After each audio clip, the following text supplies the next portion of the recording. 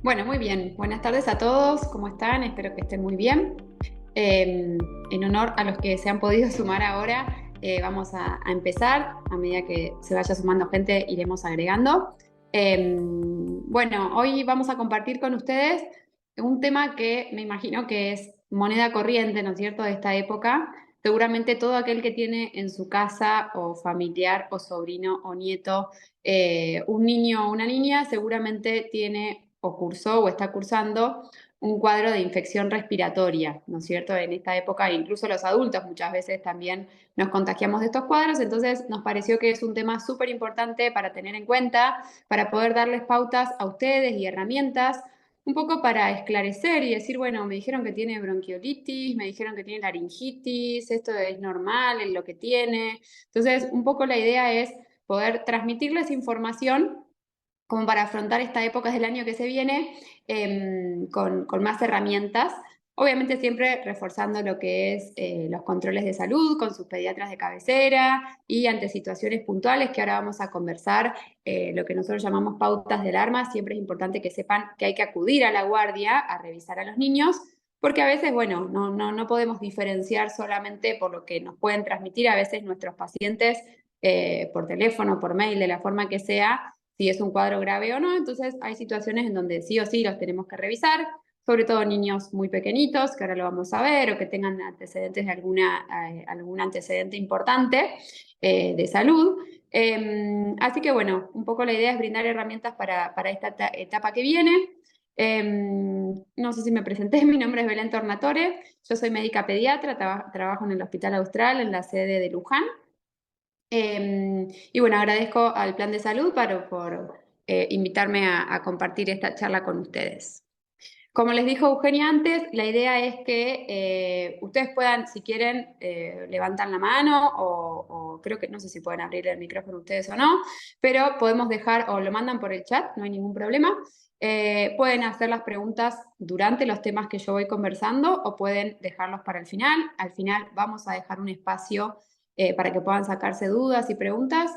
Así que ningún problema, siéntanse libres de preguntar lo que necesiten. La idea es esto, que sea útil para ustedes esta información que compartimos. Muy bien. Bueno, hablando un poco entonces, recién les comentaba, ¿no es cierto? Estamos en esta época, en nuestra época invernal. Obviamente todavía no empezó el invierno, pero ya empieza la circulación de los cuadros infecciosos. Más o menos entre la semana, nosotros le llamamos las semanas epidemiológicas, que son las semanas que se enumeran, ¿no?, desde que empieza el año. Entre la semana 12 y la semana 24 es donde se produce el mayor pico de cuadros respiratorios, ¿sí? Esto en general, tanto para niños como para adultos. ¿Esto qué genera? Genera un aumento de la demanda, ¿sí? Si nos asomamos a cualquier guardia en este momento, está lleno de gente, ¿sí? Tanto de adultos como de niños. Y también aumenta el número de hospitalizaciones y aumento de la mortalidad por causa respiratoria. Entonces, es una época, es una etapa en donde tenemos que prestar mucha atención, sobre todo a qué cuadros o a qué síntomas aparecen. En este caso vamos a hablar de los niños, pero hablo en general, y también a qué cosas podemos hacer para prevenir o para disminuir la posibilidad de que mi hijo pueda tener un cuadro respiratorio. Para nosotros, dentro de pediatría, el grupo etario más vulnerable y de mayor mortalidad por causa respiratoria en todo nuestro país son los menores de 2 años, ¿sí? Por eso van a ver que, por ejemplo, la vacuna antigripal dentro de lo que es el calendario nacional de vacunación está dirigida a esos niños, ¿sí? A partir de los 6 meses, porque antes no podemos darla, pero hasta los 2 años cumplidos, ¿sí? Entonces, fíjense que hay algo dentro de lo que es la fisiología, la anatomía, o sea, cómo funciona el aparato respiratorio de un niño pequeño que favorece que ellos sean la población más vulnerable, ¿sí? Muy bien. Y cuando nos ponemos a pensar en cuál es la causa de estos cuadros respiratorios, lo que vemos es que los primeros años de vida, sobre todo los principales agentes etiológicos son las infecciones virales, ¿sí? Muchas veces uno escucha decir, ¿no es cierto? Uy, me dijeron que era un cuadro viral, me dijeron que era un cuadro viral. Como que a veces pareciera como que como que no es nada, ¿no es cierto? Como que si no me dieron antibióticos, mi hijo no tiene nada. Y la realidad es que si uno va a buscar el motivo, no siempre lo hacemos, no hisopamos, no evaluamos qué germen está produciendo cualquier cuadro infeccioso, pero sí hay muchos estudios hechos en donde uno sabe que la gran mayoría de los cuadros respiratorios, sobre todo en la infancia, son producidos por virus. Entonces, esto también nos va a plantear y nos va a hacer pensar con qué estrategias o con qué herramientas contamos a la hora de hacer un tratamiento, ¿sí? Yo no puedo pensar en que la gran mayoría de los cuadros respiratorios los vaya a tratar con antibióticos, porque si lo que estoy diciendo es que en general son de origen viral, el antibiótico no nos va a cambiar nada en ese cuadro y seguramente va a otorgar algunos efectos adversos que no queremos, ¿sí? Y sí, existen, por supuesto, también infecciones bacterianas, en menor cantidad, en menor frecuencia, pero existen también infecciones bacterianas.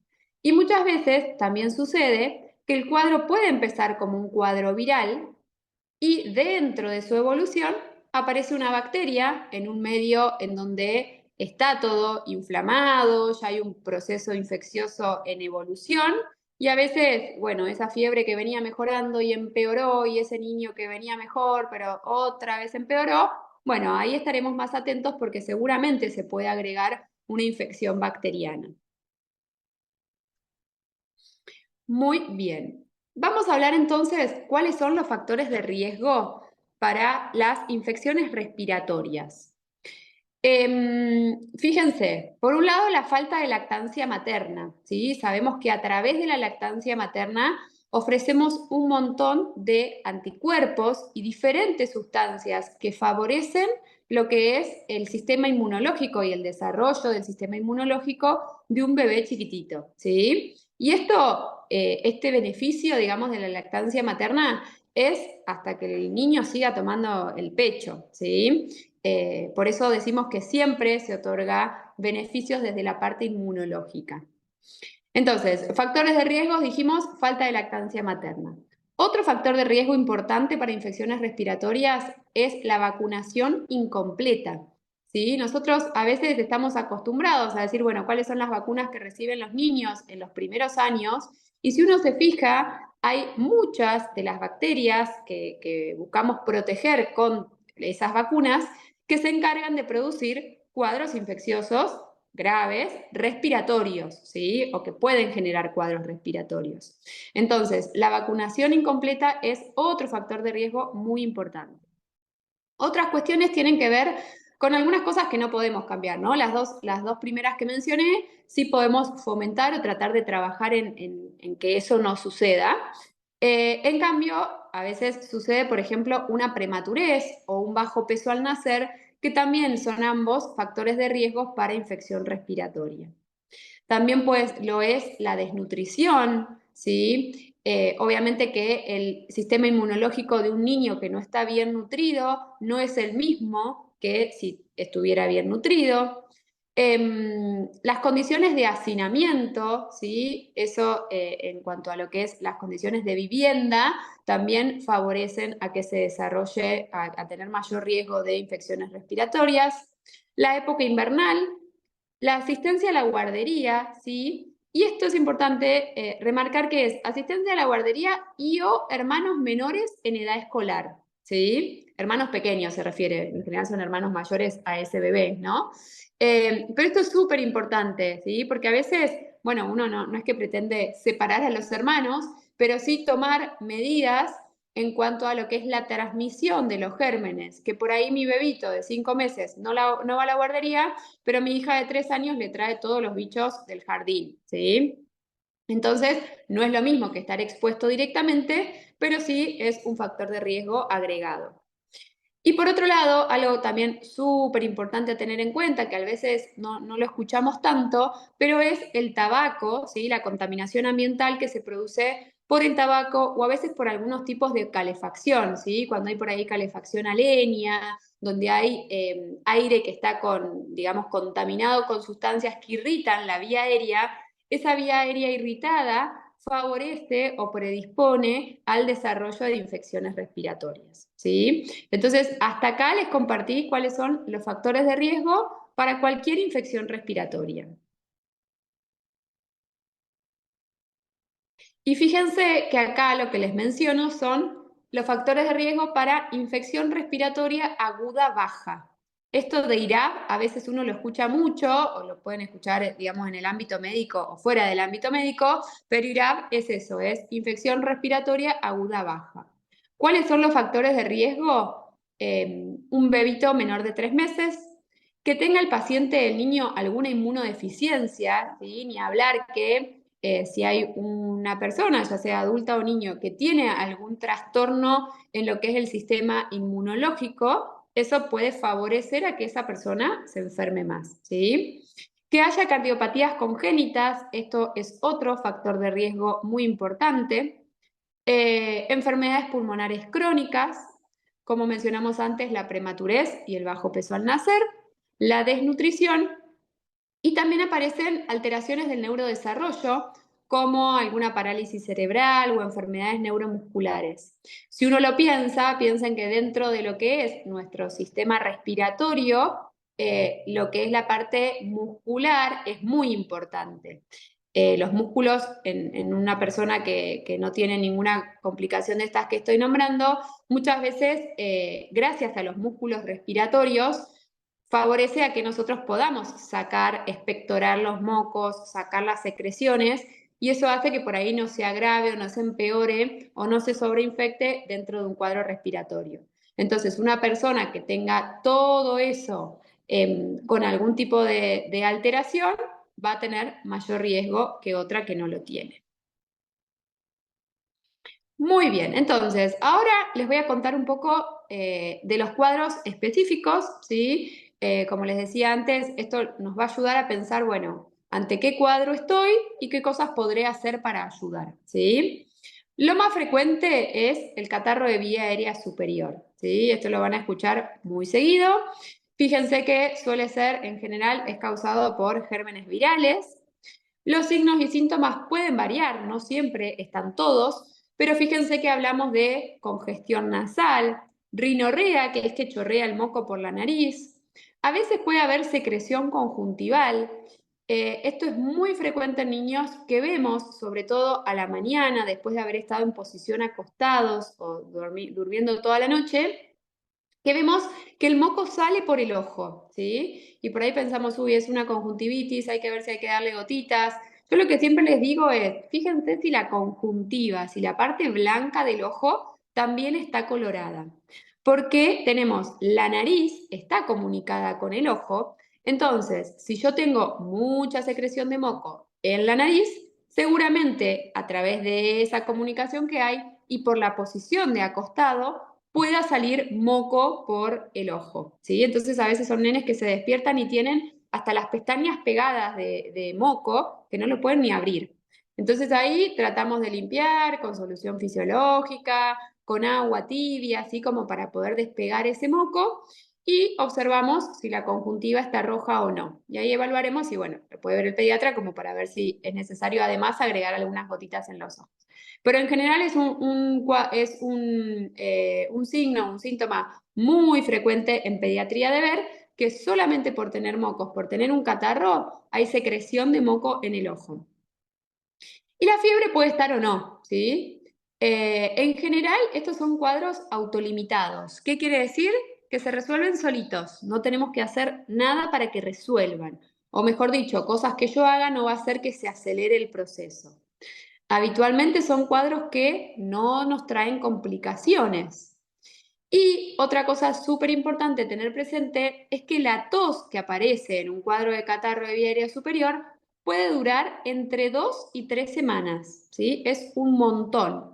En general, cuando empezamos con estos cuadros, aparece primero una tos más seca, una tos irritativa, ¿sí? Y a medida que el cuadro transcurre, vemos que aparece una tos más productiva, llamamos, en donde el niño tose y escuchamos que hay catarro, que moviliza el moco. Esa evolución es normal, ¿sí? A veces uno dice, uy, ahora tiene más tos. Seguramente tenga más tos porque seguramente hay más secreción, ¿no es cierto? Entonces, la tos sabemos y escuchan muchas veces por ahí que en realidad es una función protectora de nuestro cuerpo que evita que todo ese moco que está dando vuelta no vaya hacia la parte respiratoria inferior, ¿sí? Entonces, es lo más molesto, porque yo también tengo niños chiquitos y tosen de noche, eh, y es lo más molesto, pero tienen que saber que esa tos puede durar entre 2 y 3 semanas. Y sucede muchas veces que cuando estamos con un niño escolarizado o que va a guardería, durante el transcurso de esas 2 o 3 semanas, a veces se pescan algo nuevo en el medio, ¿sí? Entonces a veces nos pasa que estamos un mes, mes y medio con un niño tosiendo. Entonces, lo que yo siempre tengo que evaluar es el estado general del niño, ¿sí? No es lo mismo tener un niño que tiene moco, que le chorrea moco y está súper decaído, no logra alimentarse bien, no tiene ganas de jugar, no sonríe, con un niño que tiene mocos, que está molesto, porque obviamente que molesta, como nos pasa a los adultos, que a veces esos mocos en la nariz no nos permiten alimentarnos como siempre, porque no le sentimos el gusto a la comida, porque tengo la nariz tapada y no sé cómo resolverlo. Entonces pueden no comer como siempre, pero en general uno nota un ánimo similar a lo que es habitualmente. Muy bien. Entonces, ¿cómo podemos hacer en este caso? ¿Cómo podemos hacer para ayudarlos? ¿Sí? Todo lo que tenga que ver con el tratamiento en este momento va a ser para darle confort al niño. Como dijimos que es un cuadro viral, no tenemos nada para darle, para que le corte el cuadro, ¿sí? El cuadro va a tener su evolución. Dentro de la evolución, algo más que les quiero decir, además de lo que les conté de la tos, es que muchas veces lo que va sucediendo es que además de haber por ahí mayor producción de moco, el moco va cambiando de color, ¿sí? Antiguamente, cuando yo era chica, me acuerdo que se decía que si el moco era verde, sí o sí había que dar un tratamiento antibiótico. Eso se ha visto que no es así, ¿sí? Que el cambio del color del moco no tiene que ver con la gravedad del cuadro, sino con el tiempo que hace que está cursando, ¿sí? Entonces, por eso es habitual que al principio yo vea un moco más transparente y a medida que el cuadro avanza, el moco puede hacerse, se suele hacer más espeso, más amarillo, más blanquecino, verdoso, ¿sí? Pero no se guíen por el color del moco. Entonces, ¿qué otra cosa puedo hacer para ayudar a un niño que está transitando este momento, esta infección? Lo otro es tratar de despejar la nariz, ¿sí? No es lo mismo yo que soy adulta, que me puedo sonar la nariz y así puedo respirar mejor, y así puedo hablar, y así puedo descansar mejor, que un bebé chiquitito que no sabe sonarse la nariz. Entonces, si bien los chicos muchas veces tragan el moco o lo pueden escupir, ¿sí? O a veces lo vomitan cuando son bebés muy chiquititos, son todas formas de deshacerse de ese moco, también podemos favorecerlos, ¿sí? A veces podemos utilizar gotitas de solución fisiológica en la nariz para fluidificar ese moco, porque a veces es un moco muy espeso que no fluye solo. Y después, ya sea, si es un bebé muy chiquitito, lo podemos utilizar con las peritas, ¿no? Con el famoso sacamoco, con la perita de goma para desobstruir la narina, o directamente con agua tibia o con un pañuelito suave de papel para despejar y para poder liberar esas narinas que están obstruidas con moco, ¿sí?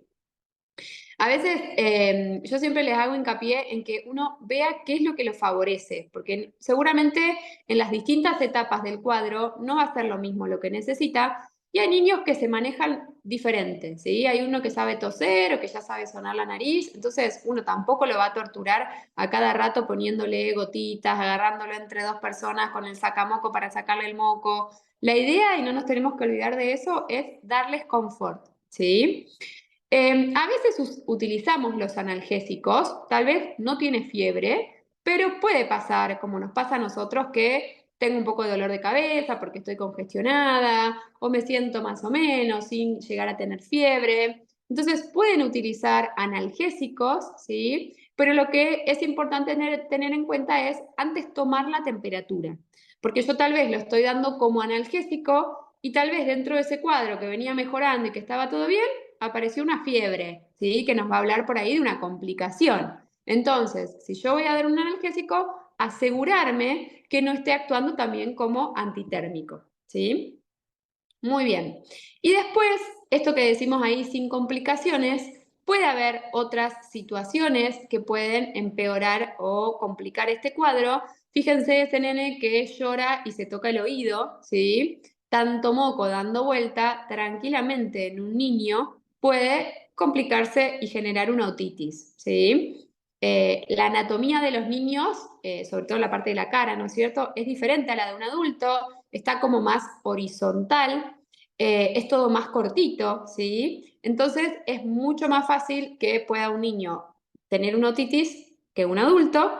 Y esto, bueno, suele manifestarse ya sea con fiebre, con dolor, sobre todo un dolor o un llanto en bebitos más chiquitos, que no me puede referir que le duele el oído, pero si es un llanto, irritabilidad, molestia. Em, a veces tienen hasta supuración del oído, ¿sí? Sale el moco por el oído. En todas esas situaciones tenemos que consultar con su pediatra para que lo pueda evaluar. Muchas veces sucede que es un nene que está bien, pero que cada tanto se queja de un poco de molestia en el oído. No siempre que haya moco en el oído hablamos de una infección, ¿sí? De una infección bacteriana con pus que necesite antibiótico. Como les cuento que está comunicada la nariz, la garganta con el oído, la presencia de ese moco puede generar dolor de oído. Pero no siempre se traduce en que le dolió el oído, bueno, empiezo con el antibiótico porque la última vez le pasó lo mismo. No, siempre hay que poder revisarlo. Muchas veces vemos que solamente con analgésico esa membrana timpánica que está inflamada se va como desinflamando, se va yendo el moco, se va resolviendo el cuadro y solamente con analgésico el cuadro evolucionó bien, ¿sí? Entonces, por eso insisto en poder revisar al niño cuando vemos que algo no evoluciona de forma favorable o de la forma que esperábamos. Muy bien. Bueno, hasta acá, ¿cómo vienen? Si quieren hacer alguna pregunta de esto en el chat, lo pueden hacer. Muy bien. Después, hablando, una cosa más les quería decir de lo que es, igual lo puedo mencionar al final, pero otra cosa importante con respecto a los cuadros respiratorios de un catarro es que los va a favorecer, sobre todo en los lactantes, en los niños pequeños que toman, que por ahí no comen sólidos todavía o comen muy poquitito, es la alimentación de forma frecuente, ya sea porque el niño toma mamadera o porque el niño toma teta, de ofrecerle por ahí más veces al día. ¿Sí? La hidratación en estos cuadros, en esto los voy a decir en todos, la hidratación es fundamental. Un niño en un cuadro respiratorio puede comer menos, puede estar como con menor apetito por unos días, pero lo tenemos que poder hidratar, ¿sí? Porque con la fiebre pierden líquido, con la respiración agitada pierden líquido, entonces sí o sí tratar de ofrecer la hidratación. Si es menor de 6 meses, será como les digo, con fórmula o mamadera o teta, y si es mayor de 6 meses, será con agua, además de eso, ¿sí? Pero siempre la hidratación es fundamental. A ver, ahí me pusieron. El antibiótico siempre es por 10 días cuando tienen otitis. En realidad las otitis en general, una otitis aguda, se trata por 7 días. Pero bueno, en ese caso, siempre cuando haya una indicación, hay que hablar con su pediatra o con quien lo evalúe, porque a veces, bueno, si es un niño que tiene a repetición o si recibió un antibiótico hace poco tiempo, hay que ver qué tipo de antibiótico tiene que recibir, ¿sí? Eso es importante siempre en el momento poder hacer la evaluación. Y me preguntan también, consulta de ibuprofeno pediátrico, ¿se le puede dar a un niño de 1 año y cuántos mililitros? El ibuprofeno lo podemos usar a partir de los 6 meses. El ibuprofeno viene en gotas, que se utiliza 2 gotas por kilo de peso, y viene al 2%, que en general lo van a ver en el frasquito que dice 2. El 2% es el peso dividido 2. Si pesa 10 kilos, son 5 mililitros. Y el ibuprofeno del 4%, que es el más concentrado, es el peso dividido 4. ¿Sí? Entonces, si pesa 10 kilos, sería 2,5. ¿Tá? Cualquiera de esos 3 ibuprofenos, un niño mayor de 6 meses puede tomar. Obviamente que la idea tampoco es que un niño porque tenga moco y nada más, yo le tenga que dar un analgésico todo el tiempo, ¿no? Tampoco es bueno recibir un analgésico, no sé, 5 días porque tiene mocos y nada más, ¿tá? Sí, lo que yo muchas veces les digo es, bueno, no tuvo fiebre, no le di, pero por ahí se sienten mal, sobre todo antes de irse a dormir. No está mal darle, pero tampoco estar dándole un montón de días, o en ese caso, si uno lo nota muy molesto, bueno, habrá que revisarlo para ver si no sucede algo más, ¿sí? Muy bien. Bueno, y lo otro que les decía era lo de la hidratación y la alimentación. Perfecto. Bueno, seguimos bajando, ¿no? Recién hablábamos de la parte superior, así se llama, cuadro de vía aérea superior. Bajamos y en la parte respiratoria nos encontramos con la laringe, ¿sí? Fíjense que es esta estructura que está acá, que es donde están las cuerdas vocales, ¿sí? Y la laringitis es bastante típica, ¿no? Y es bastante fácil, por decirlo de una forma, de diagnosticar. Uno la diagnostica ya desde la sala de espera, porque es esa tos de perro, ¿sí? Esa tos de foca que uno escucha como muy cerrada, eh, que puede ser diferente, de diferentes grados, ¿no? A veces son nenes que están tranquilos y que cuando tose, tose así, y otras veces se acompaña de disfonía, de afonía, de estridor, ¿sí? Como de una dificultad para respirar, ¿sí? Ahí son grados como un poco más importantes. Se conoce también la laringitis como croup, ¿sí? La laringitis más frecuentemente se produce por virus respiratorios. También hay etiología bacteriana de estos cuadros. Y a veces uno puede ver o puede tratar de identificar dentro de los virus que producen laringitis ante qué virus en particular estoy presente, ¿sí? El más frecuente de los virus respiratorios que producen laringitis es el parainfluenza, ¿sí? Que parainfluenza hay tipo 1, tipo 2, tipo 3. El virus sincicial respiratorio, que seguramente lo han escuchado porque ahora hay una vacuna que después se las voy a comentar para las embarazadas y que es el causante de las bronquiolitis. El virus de influenza, ¿sí? El virus de la gripe, tanto el A como el B, el adenovirus, el sarampión, todos estos virus muy conocidos pueden producir cuadros de laringitis, ¿sí? Y fíjense que, como les decía antes, el adenovirus o influenza además cursan con dolor de garganta, un poco de disfonía, pero en general sin dificultad respiratoria. Afortunadamente, la etiología bacteriana es poco frecuente, eso también porque tenemos niños vacunados, ¿sí? Entonces reforzamos la importancia y la necesidad de la vacunación para disminuir los cuadros bacterianos y la gravedad de cuadros bacterianos de este tipo. Y en general, las formas más graves de laringitis agudas se han relacionado con virus por influenza.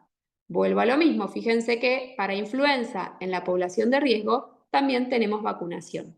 Entonces, es una herramienta fundamental para utilizar para disminuir o favorecer que un niño no desarrolle una laringitis.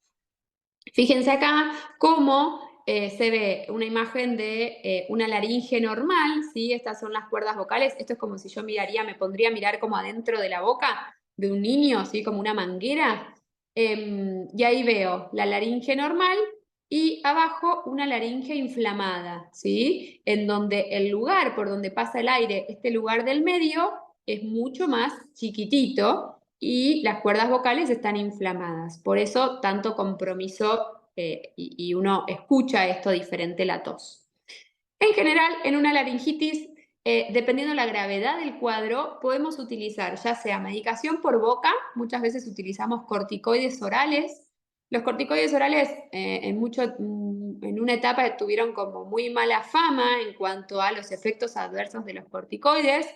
En estos cuadros usamos dosis baja y son ciclos cortos, ¿sí? En general son 3 días de corticoide. Entonces, si bien uno espera, tampoco vamos a medicar una laringitis, no sé, 3 veces en un mes o una por mes los últimos 3 meses con corticoide no es lo ideal, pero sí sabemos que es la medicación que utilizamos en el cuadro agudo. En general, con 3 días de corticoide es suficiente. Lo mismo, es un cuadro viral, entonces el corticoide no busca cortar la infección, lo que hace es desinflamar esta vía respiratoria y hace que el cuadro evolucione como un poquito mejor. Y lo que van a notar en general es que de esta tos seca, esta tos de perro, nos vamos cambiando hacia una tos más productiva, ¿sí? Y tiene la secreción y los mocos, como mencioné antes, del cuadro de catarro de vía aérea superior, ¿sí? Entonces, hay situaciones en donde hay mayor dificultad para respirar y ahí sí utilizamos, además de los corticoides orales, muchas veces utilizamos el corticoide inhalado, ¿sí? El budesonide, que seguramente lo han escuchado así, y en casos más graves todavía, utilizamos adrenalina inhalada, ¿sí? Eso se hace con nebulización, la adrenalina se hace en el hospital, el budesonide lo podemos hacer en casa, pero lo que buscamos con una nebulización es que esa medicación que yo pongo llegue a la vía respiratoria para poder hacer efecto de forma local, ¿sí? La típica es que yo me despierto con mi hijo tosiendo así como les hice recién, esa tos muy fea, muy de perro, a las 3 de la mañana, ¿sí? Entonces, en ese momento el vapor no me ayuda, ¿sí? La nebulización sola en este cuadro, al contrario, porque hay una mucosa que está inflamada y el calor va a favorecer la inflamación. Lo que me ayuda es el frío. Entonces, los que ya tienen niños que hacen laringitis a repetición saben que abriendo la ventana de casa a las 3 de la mañana, ahora que hace frío, es una buena técnica. Y si no, la puerta del freezer es otra técnica que ayuda y favorece en ese momento de una tos tan cerrada, ¿sí? Obviamente que si además de esa tos se acompaña de otras cosas, dificultad respiratoria, como les dije, bueno, obviamente que se tienen que ir a la guardia. Pero es una herramienta que también es útil y sirve. Muy bien. Bueno, seguimos bajando en el árbol respiratorio. Seguimos bajando, llegamos a la laringe, la tráquea, ¿sí? Que es como el tubo central, como si fuese el tronco central, y después se ramifica, ¿no es cierto?, en los bronquios, y en los bronquiolos, que son las ramitas más pequeñitas, serían como las ramas más finitas de nuestro árbol respiratorio. Y lo que sucede ahí es que se produce la inflamación de estos bronquios. Entonces se llama bronquiolitis, ¿sí?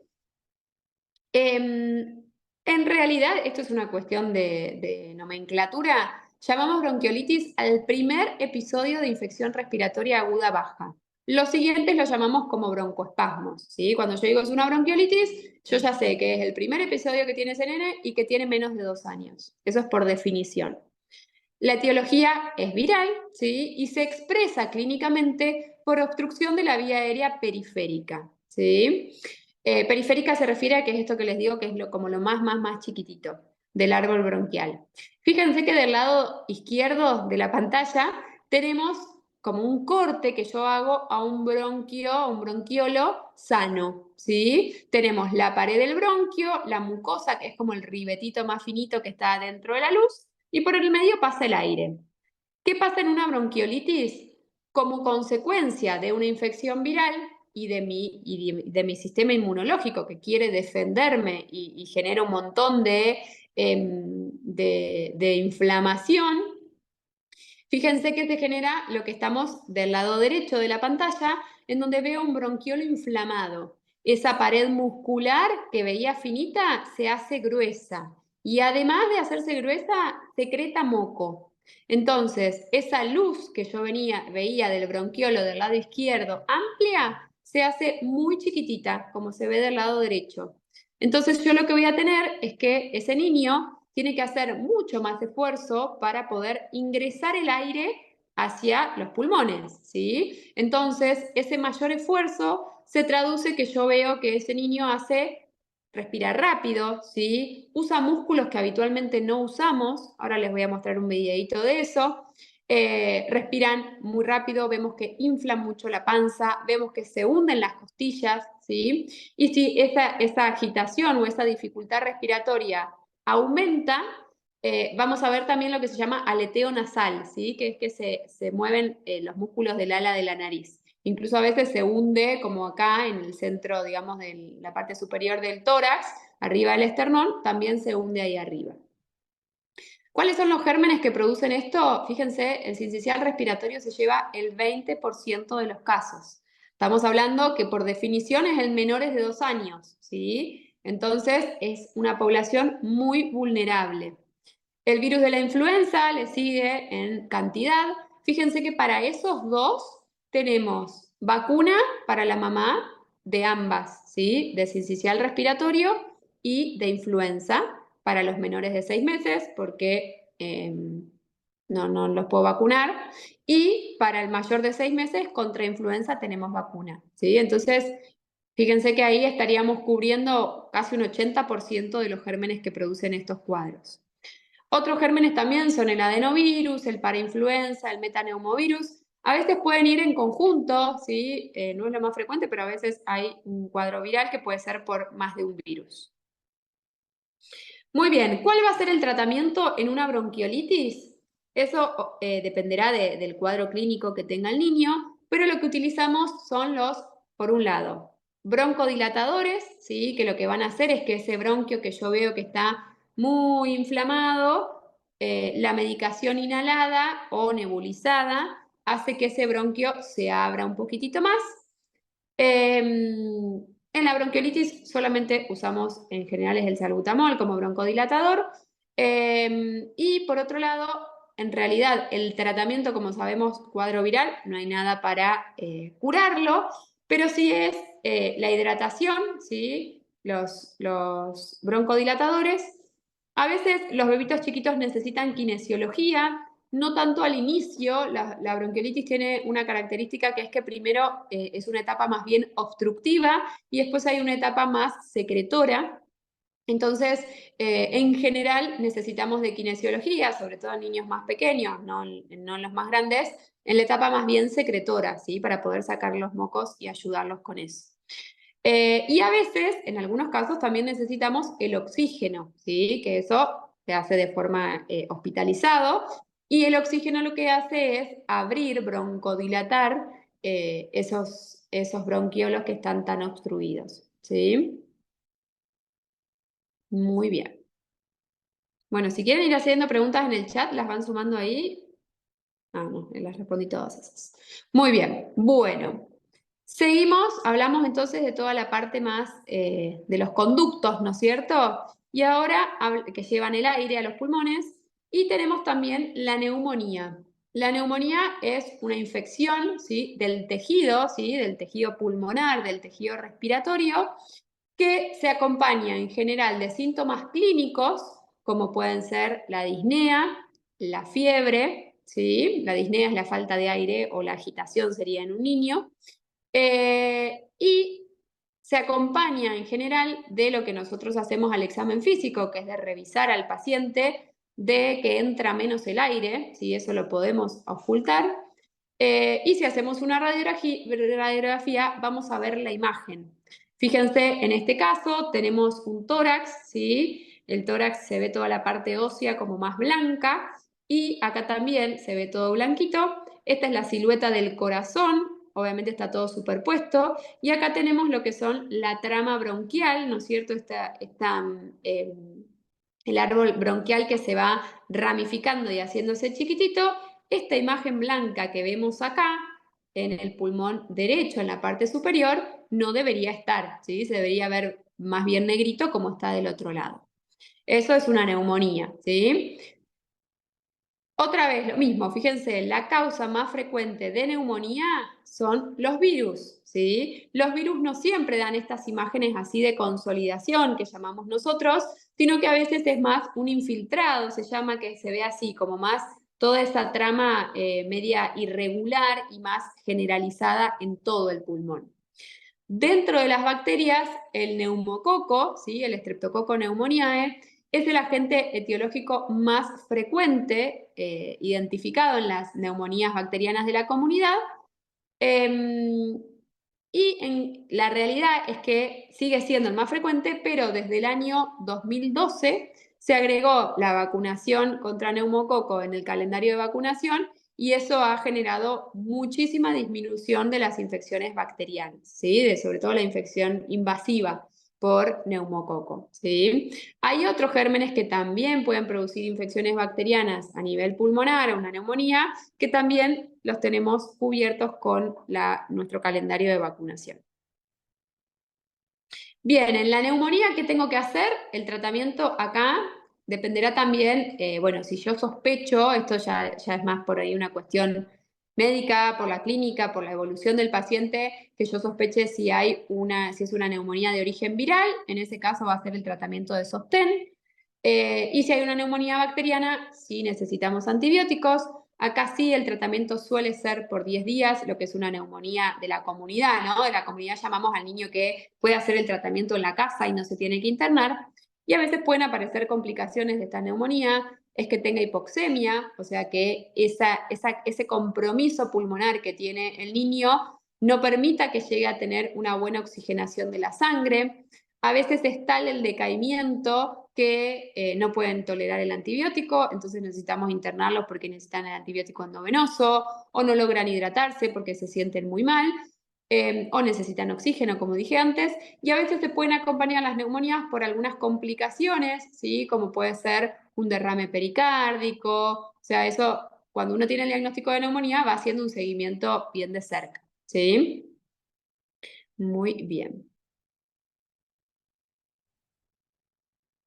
Em, Bueno, acá lo que sucedió es que a partir del año 2003 se había visto un incremento de los casos de tos convulsa, de coqueluche en todo el país, sobre todo en los menores de un año. Y eso lo que se vio es que, bueno, había poca vacuna, ¿sí? Vacunación, por eso se incorporó el refuerzo de la vacuna triple bacteriana celular a los 11 años y a la embarazada después de la semana 20, y eso lo que vimos es que bajó considerablemente el riesgo de que un bebito chiquitito, que un niño chiquitito tenga tos convulsa, ¿sí? En esto, obviamente que no es lo mismo tener estos cuadros siendo un adulto que siendo un niño, que siendo un bebito muy chiquitito, ¿sí? Menor de 6 meses o menor de un año. Entonces, por eso es importante también lo que tiene que ver con la vacunación en la población, que me ayuda a que si yo no puedo vacunar a la población directamente, bueno, poder vacunar a los que transmiten o favorecer, en este caso en una embarazada, tanto lo que es la vacuna de sincicial respiratorio como la triple bacteriana celular, confiere anticuerpos que genera la mamá, porque yo la estoy vacunando a la mamá, y pasan a través de la placenta. Entonces, de esta forma le doy anticuerpos al bebé también, ¿sí? Que no son de por vida, porque son anticuerpos prestados, decimos, pero bueno, ayudan, obviamente, a defenderse de este tipo de infecciones. Muy bien, los síntomas comunes de una neumonía en los niños, ¿cómo me doy cuenta o cómo puedo sospechar que hay una neumonía? En general empieza con un cuadro respiratorio superior, ¿sí? Al principio no es fácil inicialmente saber qué niño va a terminar en una neumonía, pero sí empieza a aparecer tos fuerte, fiebre que puede ser de moderada a alta, ¿sí? Es raro un niño con una neumonía, con una fiebre que no es tan alta, que a veces tienen chuchos de frío o que se transpiran mucho. La respiración rápida, ¿sí? Con fosas nasales ensanchadas y tensión de los músculos de las costillas, como les decía antes, esto del uso de músculos accesorios.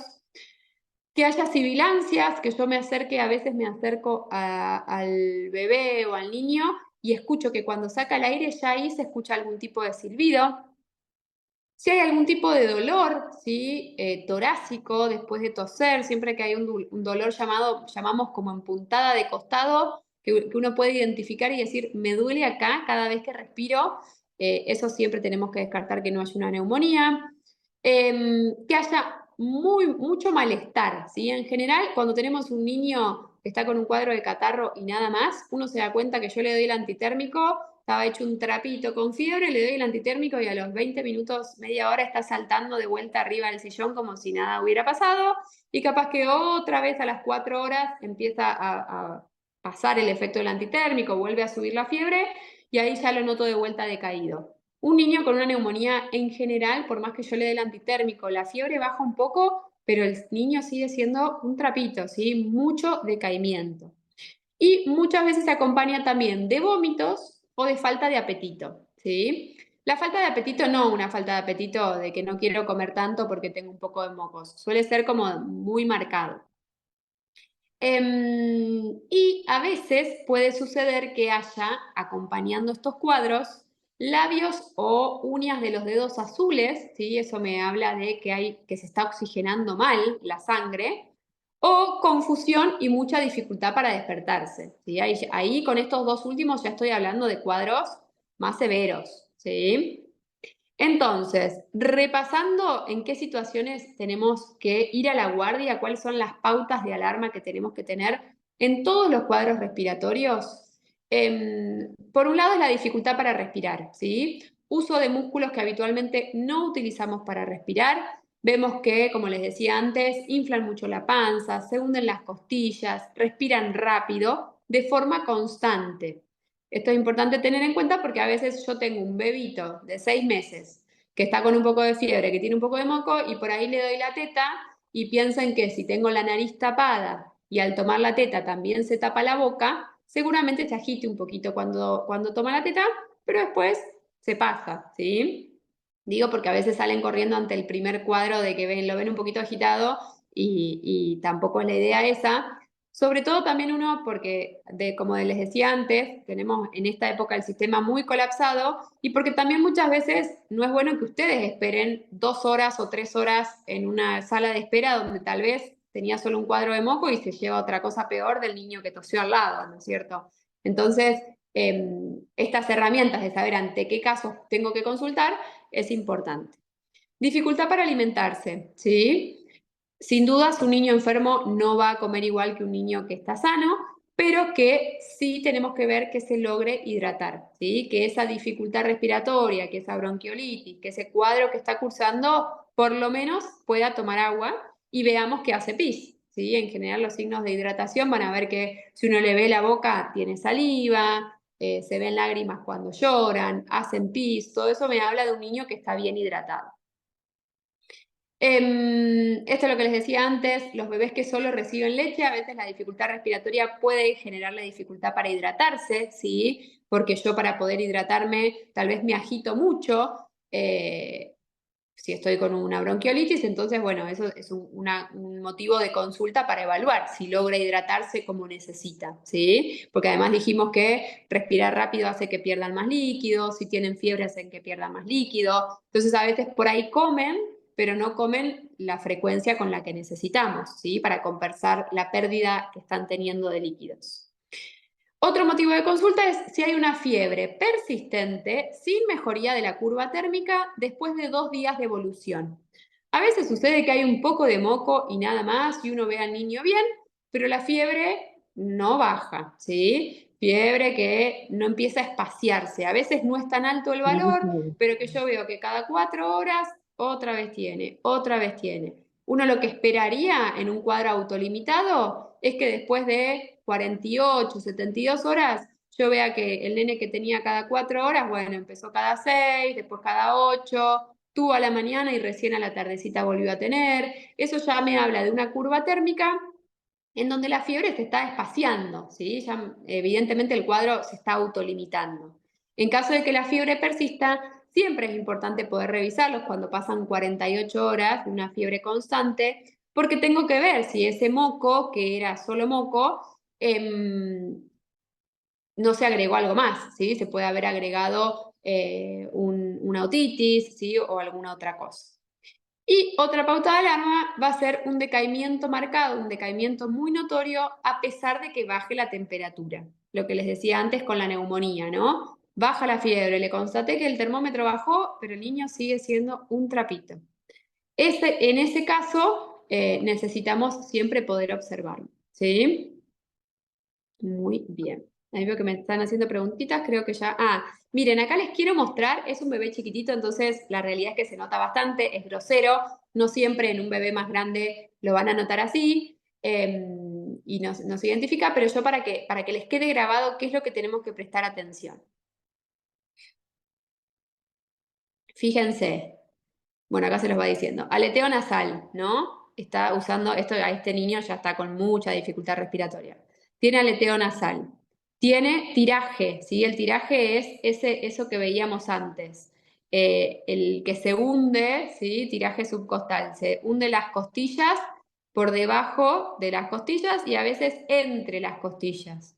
Fíjense que infla la panza también. Esto cualquiera se daría cuenta que está con dificultad respiratoria. Como les digo, no siempre se nota así, pero bueno, es para que les quede grabado dónde tenemos que mirar. A ver si hay algo más de esto. No, era eso. Bueno, fíjense que además se mueve, ¿no es cierto? No siempre es tan claro, porque no está el bebito tranquilo como estaba el otro dormido. Entonces, no siempre se mueve. Al moverse por ahí es más difícil darse cuenta.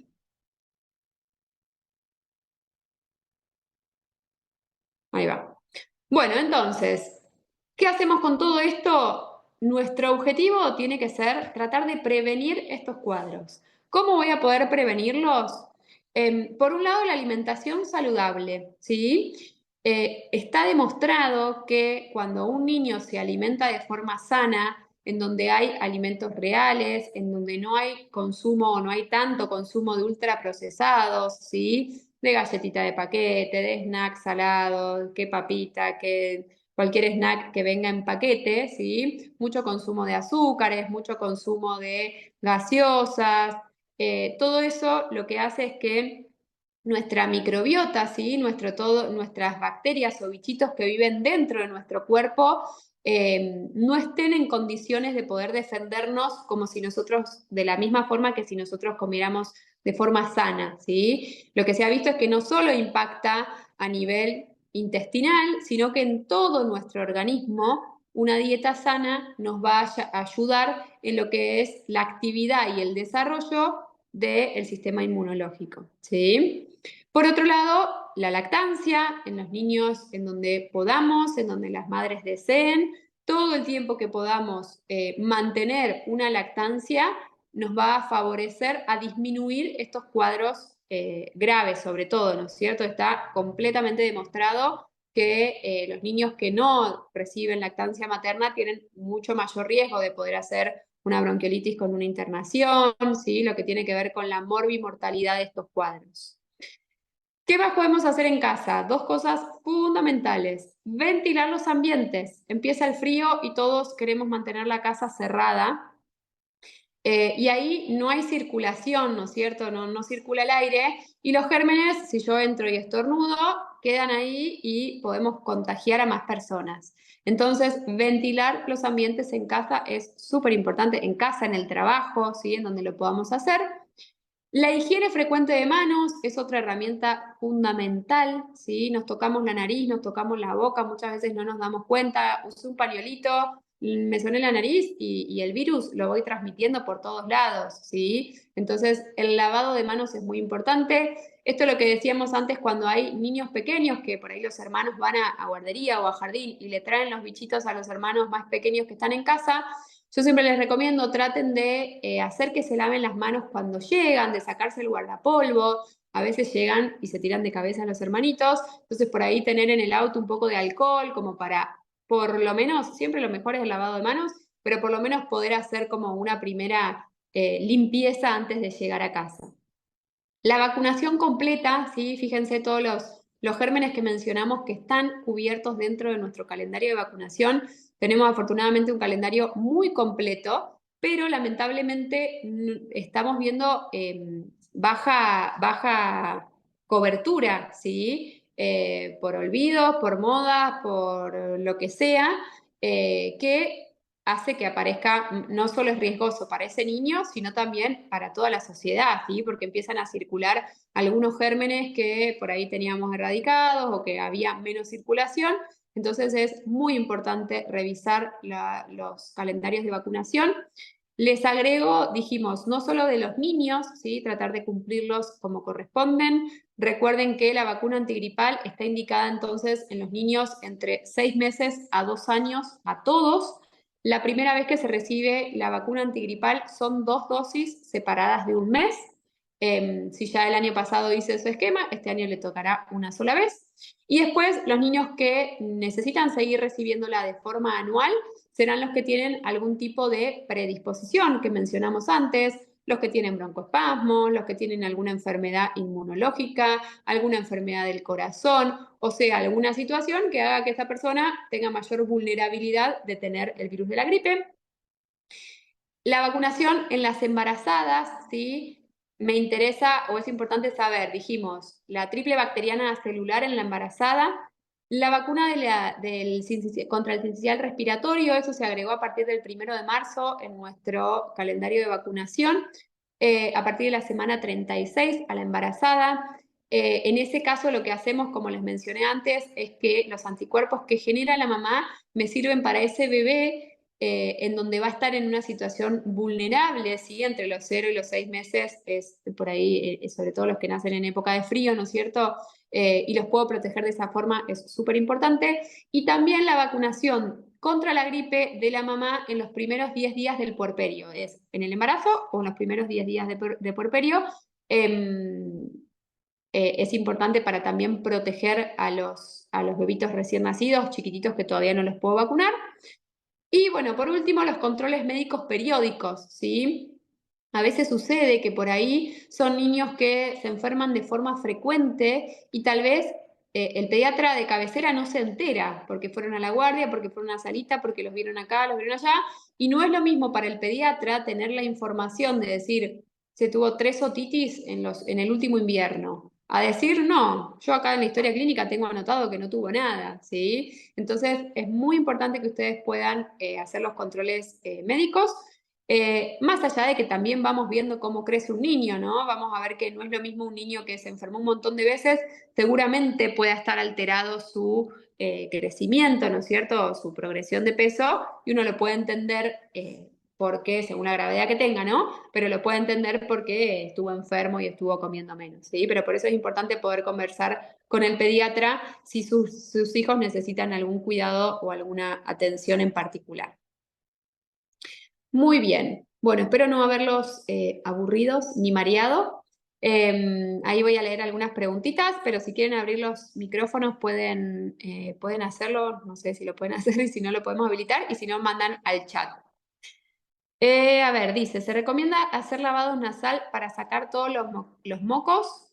La realidad es que el lavado nasal, así para hacérselo a todos los niños, no es algo que recomendamos, no es algo placentero, ¿sí? Creo que el año pasado, hoy todavía, este año no he visto, pero el año pasado había un poco de circulación de videos así virales que mostraban este tipo de lavados.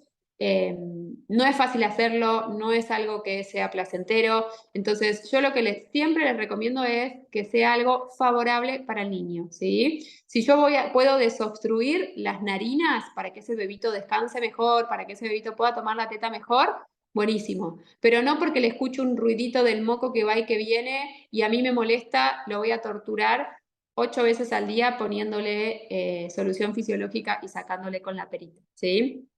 Vieron que a veces la mucosa de la nariz se irrita, ¿sí? Por la misma infección, y si yo encima le estoy metiendo algo, a veces se generan traumatismos chiquititos y sangra la nariz. Entonces, bueno, tampoco la idea es molestarlos tanto, ¿no es cierto? Bien, ¿cuál es la diferencia entre budesonide, betametasona y salbutamol y en qué cuadro se usa cada uno? Me gusta esta pregunta, parece una pregunta de examen. El budesonide lo podemos usar de forma inhalada, ¿sí? Yo lo mencioné como gotitas, ¿no es cierto? De forma inhalada me refiero en una nebulización, en donde lo hacemos con solución fisiológica y gotas de budesonide. Esto de cualquier forma tiene que estar indicado por un médico que evalúe al paciente, ¿no es cierto? Ahí me sirve para las laringitis, ¿sí? Actúa de forma local en la laringe. El budesonide también lo usamos como medicación preventiva en cuadros broncoobstructivos, ¿sí? En niños que tienen muchos cuadros de broncoespasmo se utiliza también el budesonide como preventivo, pero ahí ya es inhalado, ¿sí? Es inhalado con una aerocámara. ¿Por qué? Porque las partículas de esa medicación llegan de diferente forma al árbol bronquial. Si yo lo hago nebulizado, donde las partículas me quedan más grandes, entonces quedan en la vía aérea superior, o si lo hago inhalado y que llega a la vía aérea más chiquitita, ¿sí? La betametasona es un corticoide que usamos de forma oral, ¿sí? Hay en cremas también, pero hablando de cuadros respiratorios, lo usamos de forma oral, también para las laringitis. No siempre usamos todo en una laringitis, dependerá del cuadro que tenga el niño. Y el salbutamol es un broncodilatador. El salbutamol también lo podemos usar como gotas para nebulizar o como aerocámara, ¿sí? En aerosol sería. Pero bueno, insisto en que siempre tiene que ser una indicación médica por evaluación de un médico, ¿no? Bueno, acá dice, buenas tardes, Doc. Mi hijo está cursando una infección de vía respiratoria en este momento. Empezó hace unos días con tos y anoche empezó con temperatura. No está decaído, llegó a tener 39 y levanta fiebre cada 6 horas. Tiene congestión nasal. Mi consulta es si espero un poco más o si lo llevo a la guardia para su evolución. Bueno, el valor de la temperatura, si recién empezó el cuadro, no siempre me habla de gravedad, ¿sí? Me imagino que con 39 debe ser un trapito. No veo la edad del niño, si me lo querés poner, Leonardo. No veo la edad del niño, pero sí, seguramente con 39 lo veo agitado para respirar. Ah, tiene 10 años, es grande. Lo veo agitado para respirar, lo veo decaído, con 10 años ya me puede decir, seguramente con 39 le duele la cabeza, se siente mal. Pero si recién empezó la fiebre ayer y lo ves, digamos, y no lo ves agitado cuando la fiebre baja y puede hidratarse, podemos esperar las primeras 48 horas del cuadro, ¿sí? A ver cómo evoluciona esa fiebre. Otra cosa importante saber, que lo van a ver en Instagram, hicimos una publicación de fiebre, sepan que un antitérmico, que yo diga que un antitérmico, que un niño respondió al antitérmico, quiere decir que la fiebre bajó entre medio y 1 grado. Entonces, si yo tengo un niño con 39, como máximo me va a bajar a 38, ¿sí? Entonces el niño sigue con fiebre, se sigue sintiendo mal. Eso no quiere decir que es un cuadro más grave, pero sí, bueno, saber que en general los primeros días puede haber esta fiebre alta. Y si ya lleva 2 días de fiebre así y no mejora esa curva térmica que nombramos antes, que es que se empiezan a espaciar los registros febriles, seguro que hay que revisarlo, ¿sí? Y si antes aparece dificultad respiratoria, no se logra hidratar bien o alguna otra cosa diferente, por ejemplo, decíamos el dolor, ¿no es cierto?, torácico, bueno, ahí hay que revisarlo, ¿sí? Y sí, a este niño de 10 años le indicaría ofrecerle agua, ¿sí?, a cada ratito. Si no quiere comer, no pasa nada, pero sí, ofrezcámosle mucha agua. Muy bien. Hola, tengo 2 nenas chiquitas, las dos con broncoespasmo en menos de un mes y creo que otra vez se agarraron. ¿Puedo hacer un preventivo? Bueno, esto es una pregunta muy frecuente, ¿sí? Tenemos que saber que la medicación preventiva, como su nombre lo dice, lo que me va a evitar o lo que buscamos evitar es tener una vía aérea más desinflamada para que no sea que cualquier cuadro viral que yo pueda tener genere un broncoespasmo, ¿sí? Ahora, ¿lo voy a usar en cualquier paciente? Y no. ¿Por qué? Porque no deja de ser una medicación lo que yo estoy dando. El preventivo es una medicación que uso habitualmente por ahí todo el invierno, ¿sí? Después veré si las necesita más tiempo o no. Pero son tratamientos largos. Entonces, yo tengo que poner en la balanza y evaluar qué beneficios pienso que me va a dar y qué efectos adversos pueden aparecer, ¿sí? Entonces, a veces uno escucha, ¿no? Como que se enojan y dicen, ay, yo quería que me dé un preventivo, pero uno pone en la balanza y evalúa las características de los cuadros que tienen los niños porque no es gratuito, ¿no es cierto?, para ese niño tener un preventivo. Y lo otro que también siempre les digo es que el preventivo tarda más o menos un mes en hacer efecto, ¿sí? No es que se lo doy y ya no se va a enfermar más. Cuando hay un preventivo es súper importante hacerlo todos los días, entonces si ya sé que se me está por terminar, me tengo que ocupar de tenerlo antes de que se me termine. Y por otro lado, saber que un preventivo no es que va a hacer que mi hijo no tenga más broncoespasmo. Lo que uno espera es que si iba a pasar el invierno, iba a tener 8, bueno, capaz que va a tener 3, ¿sí? Y lo otro que buscamos es que no sean tan graves. Entonces, hay chicos que terminan internados con un broncoespasmo. Entonces, el preventivo ahí nos ayuda a pensar que vamos a bajar no solo la cantidad, sino la gravedad de los cuadros que puedan tener. Muy bien. No, ya sé, lo del examen lo dije en chiste, ¿eh? Dice, gracias, súper completa la respuesta. No era mi intención tomar examen, pero me marea a veces qué le dan a cada uno de los chicos y me gusta entender por qué. Está perfecta la pregunta y como les dije, es la intención, ¿sí? Es la intención de la charla, digo, poder informarlos. A veces empieza a pasar que cuando ya están cancheros los padres, uno sabe que después ya identifican los casos de los que tienen laringitis a repetición y empezó a toser a las 3 de la mañana, ya le di el corticoide, pero bueno, todo eso tiene que ser supervisado por el pediatra que los conozca, ¿sí? Y les recuerdo lo de insistir con el ambiente libre de humo, ¿sí? Porque a veces también sucede eso. son niños que están expuestos a algún tipo de irritante, ¿no es cierto?, de forma externa. Y a veces uno dice, por más que le ponga un montón de preventivo y hagamos un montón de cosas, si tenemos a alguien que fuma encima o se fuma al lado de ellos, es muy difícil, ¿sí? Eso cambia muchísimo. El humo del tabaco genera muchas alteraciones, lo que es a nivel local de las vías respiratorias, ¿sí? Inhibe algunas cuestiones que tienen que ver con el sistema inmunológico a ese nivel, con la producción de moco. Entonces es súper importante poder evitar que estén expuestos a humo de cigarrillo. Muy bien, dice, hola Doc, soy Kine, ¿recomendás las compresiones y vibraciones para mover y facilitar la salida de moco en niños hasta 5 años? O si lo saca por sus propios medios, lo dejamos. Eso es bastante personal. La realidad es que si es un niño grande, lo va a movilizar solo, ¿sí? Y lo mismo que les decía antes, todo lo que le dé confort al niño, buenísimo. Si yo al niño lo estoy torturando y llora y no se lo puedo hacer, y si no se lo hago, está tranquilo y lo va movilizando, tampoco torturarlo, ¿no?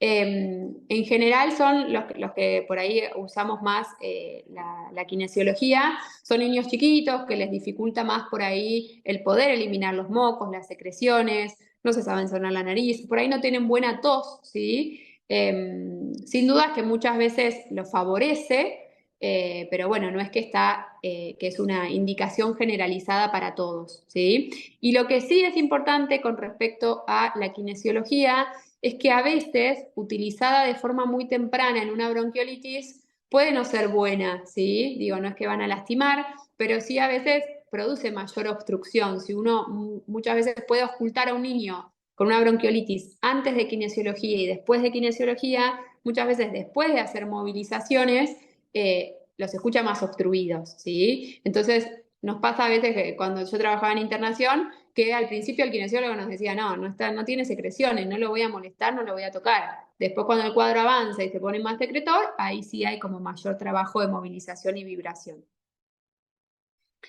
Muy bien. Ah, me decías que tuvo 3 episodios en un mes. Bueno, seguramente estará para evaluar y para pensar en un preventivo, pero bueno, es importante que lo puedas conversar con el pediatra que conoce a tus hijos, a tus hijas. Muy bien, y acá una más, me pregunta Estefanía, dice, ¿hay formas de aliviar la tos? Porque los antitusivos están contraindicados en bebitos. Recién salimos de una internación por sincicial en un bebito de 2 meses y le quedó una tos agotadora. Bueno, muy buena esta pregunta porque no me la hicieron y no lo nombré, lo que son los antitusivos. La realidad es que esto lo han escuchado por todos lados, y es que uno no quiere inhibir la tos, ¿sí? La tos sabemos que es una forma de proteger la vía aérea, como les decía al principio de la charla, pero realmente muchas veces es muy, muy molesta o no los deja dormir o no los deja descansar. Hay distintos tipos de tos, hay tos que son más secas, más irritativas, hay otras que son más productivas. Entonces, bueno, habrá que ver de qué forma lo podemos ayudar en los distintos periodos. Sí ayuda mucho el poder semisentarlos para dormir, ¿sí? A veces colocar una almohada más también ayuda, en los nenes más grandes, ¿no? Que utilizan almohada, en los otros chiquitos podré por debajo del colchón inclinar un poco lo que es el colchón. Em, entonces, los antitusivos no se recomiendan porque hay de diferentes tipos, hay algunos que se venden como antitusivos y por ahí es solamente un jarabe con alguna hierba que hace que se suaviza la tos, pero en este caso no es que cortan la tos. Pero los antitusivos, que hay drogas que sí lo son, no los recomendamos por eso y porque algunos también tienen efectos secundarios y efectos adversos que no son nada buenos en niños pequeños. Y sí, la infección por sincicial respiratorio, la tos le puede durar bastante tiempo, y más en una nena tan chiquitita, ¿sí? A ella sí hay que cuidarla un montón, un montón, un montón, porque digamos, por más que uno la oculte y ya la escucha bien por ahí o está sin broncodilatador porque el cuadro empezó a evolucionar bien, esa inflamación que se produce a nivel intersticial, a nivel del pulmón, dura bastante tiempo. Y es un escenario que es fácil, digamos, para que aparezca un nuevo cuadro. Entonces, es importante poder tratar de ayudar de otras formas, ¿no es cierto? Lo que dijimos de la vacunación, la ventilación de los ambientes, tratar de que un bebito tan chiquitito no vaya a guardería, ¿sí? A veces no queda otra por cuestiones de organización familiar y bueno, uno hace lo mejor que puede, ¿no es cierto? Pero siempre yo les recomiendo tratar del primer invierno de los bebitos, tratar de evitar que vayan a guardería porque empieza a pasar eso, ¿no? Que se enferman un cuadro tras otro y es difícil que terminen de recuperarse por completo. Bueno, muy bien. ¿Alguna pregunta más que me quieran hacer? Los quiero invitar, si no siguen a la cuenta de Instagram del Plan de Salud, también ahí pueden encontrar que compartimos diferentes informaciones, algunos temas que conversamos acá y otros que no.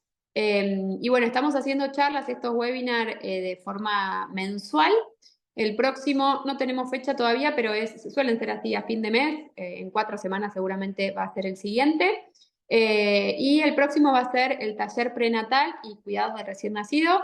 Así que si les interesa por ustedes o si tienen algún sobrino, nieto, alguien que vaya a tener familia, les puede servir como cuidadores y los pueden invitar también para que puedan participar.